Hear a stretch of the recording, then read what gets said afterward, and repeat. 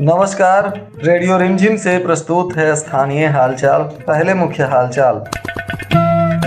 चुनाव कार्य में लापरवाही बरतने वाले बीएलओ पर केस दर्ज करने का डीएम ने दिया निर्देश।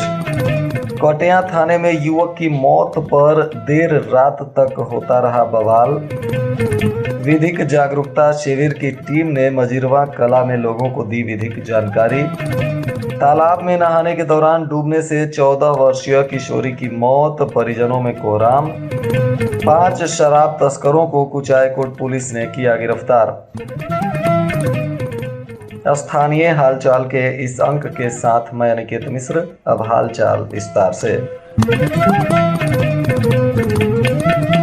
आने वाले लोकसभा चुनाव को लेकर तैयारियां चल रही हैं। इसी कड़ी में जिला पदाधिकारी सह जिला निर्वाचन पदाधिकारी डॉक्टर नवल किशोर चौधरी ने वीडियो कॉन्फ्रेंसिंग के माध्यम से चुनाव कार्यों से जुड़े हुए पदाधिकारियों के साथ समीक्षा की, जिसमें पाया गया कि भारत निर्वाचन आयोग के निर्देशानुसार पुनरीक्षण पूर्व गतिविधियों के अंतर्गत बीएलओ के द्वारा कार्य में रुचि नहीं लेने पर कोताही बरतने के कारण प्रपत्रों का नियमानुसार निष्पादन नहीं हो पा रहा है। ऐसे में खास करके आंगनबाड़ी सेविका जो बीएलओ के रूप में कार्यरत हैं, उनके द्वारा लापरवाही सामने आ रही है और कई शिक्षकों के भी कार्यों में लापरवाही सामने आई है, जिसके बाद जिला पदाधिकारी ने यह स्पष्ट निर्देश दिया है कि जिन बीएलओ के कार्यों में लापरवाही पकड़ी गई है, उन पर केस दर्ज करते हुए कानूनी कार्रवाई की जाएगी।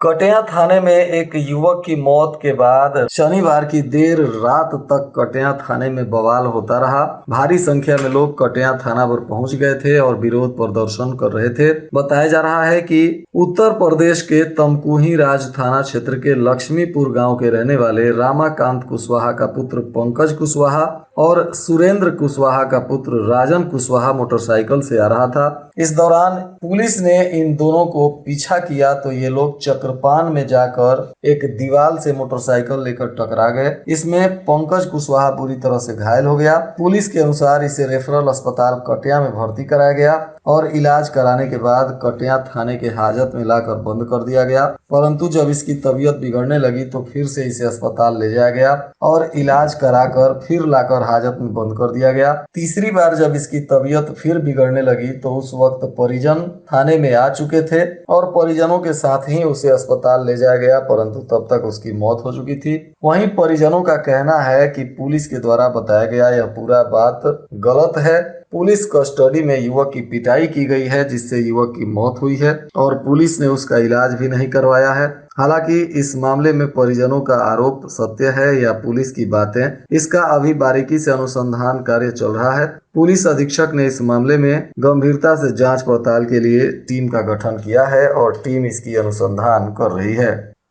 पुलिस ने बताया कि दोनों युवक शराब लेकर उत्तर प्रदेश से आ रहे थे और पुलिस ने जब इनको रोकने का इशारा किया तो ये लोग भागने लगे। पुलिस ने इनको पकड़ने के लिए पीछा किया था और इसी दौरान ये लोग जाकर एक दीवार से टकरा गए थे, जिसमें पंकज घायल हो गया था। पुलिस के अनुसार इन लोगों के पास से बंटी बबली और विदेशी शराब की लगभग 100 पैकेट मिली है। जिला एवं सत्र न्यायाधीश राकेश मालवीय के निर्देश पर विधिक सेवा प्राधिकार की टीम फुलवरिया प्रखंड के मजिरवा कला पंचायत भवन पर पहुंची, जहां विधिक जागरूकता शिविर में बहुत सारे लोगों ने हिस्सा लिया। इस दौरान पैनल अधिवक्ता गिरिजेश कुमार मिश्रा और पीएलवी विधि छात्र रवि कुमार के द्वारा उपस्थित लोगों को नालसा के द्वारा संचालित योजनाओं के बारे में जानकारी दी गई, जिसमें असंगठित क्षेत्र में श्रमिकों को कानूनी सेवाएं देना और कानूनी सहायता, बाल श्रम, पॉक्सो अधिनियम इत्यादि के बारे में विस्तार से बताया गया। साथ ही मजदूरों के लिए न्यूनतम मजदूरी, ई श्रम कार्ड इत्यादि के बारे में भी जानकारी दी गई। इसके अलावा आम जनता को पर्यावरण के लिए विभिन्न प्रकार की जानकारियां भी दी गई, जिनमें कचरे से होने वाले पर्यावरण के नुकसान, ध्वनि प्रदूषण, वायु प्रदूषण और जल प्रदूषण तथा ठोस कचरे, ई कचरे, औद्योगिक कचरे और मेडिकल कचरे इत्यादि से होने वाले नुकसान के बारे में भी विस्तार से बताया गया और लोगों को जागरूक किया गया कि लोग कचरे का निष्पादन सही तरीके से करें। वहीं बरौली के छोटका बढ़िया गांव में तालाब में नहाने के दौरान एक किशोरी डूब गई, जिसकी मौत हो गई। बताया जा रहा है कि मृत किशोरी सुरेंद्र सिंह की 14 वर्षीय पुत्री आरती कुमारी थी।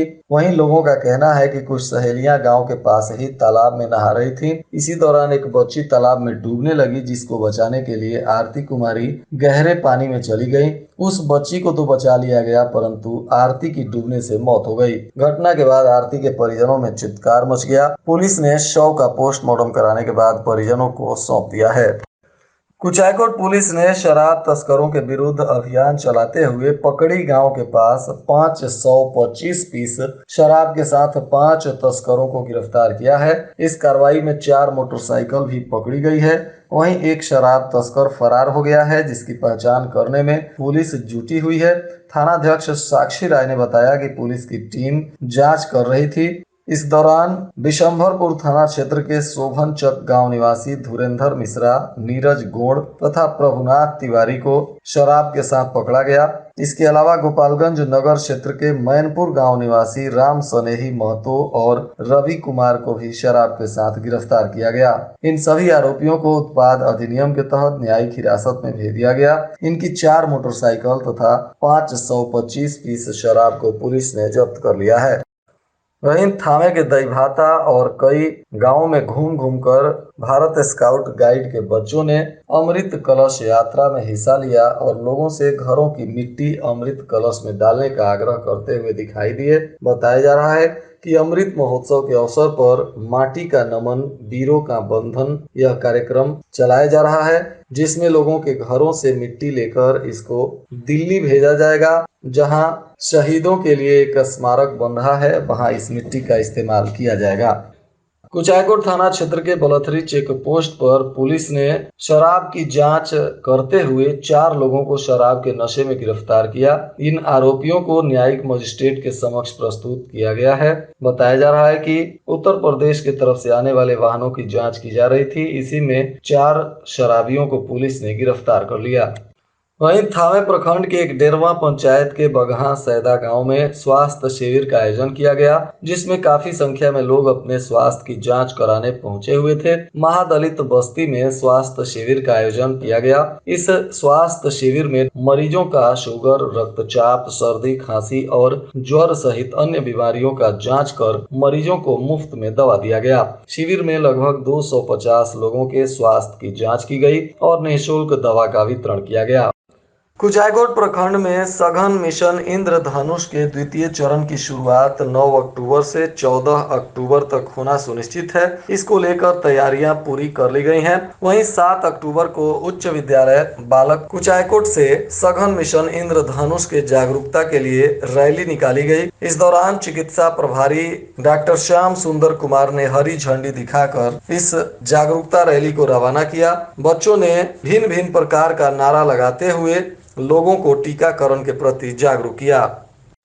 थावे थाना क्षेत्र के कविलासपुर बाजार में महावीरी जुलूस और अखाड़ा को लेकर सदर एसडीपीओ प्रांजल कुमार के नेतृत्व में शांति समिति की बैठक हुई, जिसमें लोगों को पारंपरिक तरीके से त्योहार मनाने का निर्देश दिया गया। साथ ही ऑर्केस्ट्रा, अश्लील डांस और हथियार का शौर्य प्रदर्शन पर प्रतिबंध की बात बताई गई। सभी लाइसेंस धारियों से शांति पूर्वक माहौल में महावीरी जुलूस और अखाड़ा निकालने का प्रशासन ने अपील किया। और आज के मौसम का तापमान गोपालगंज में न्यूनतम 26 डिग्री सेल्सियस और अधिकतम 35 डिग्री सेल्सियस रहने की संभावना है। अंत में मुख्य हालचाल एक बार फिर।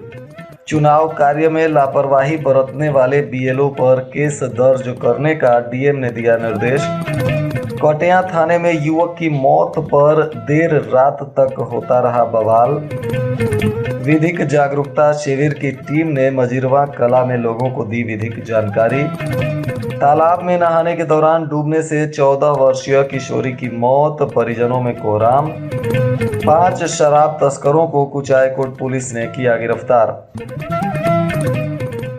इसके साथ ही रेडियो रिमझिम से प्रसारित स्थानीय हालचाल का यह अंक समाप्त हुआ। नमस्कार।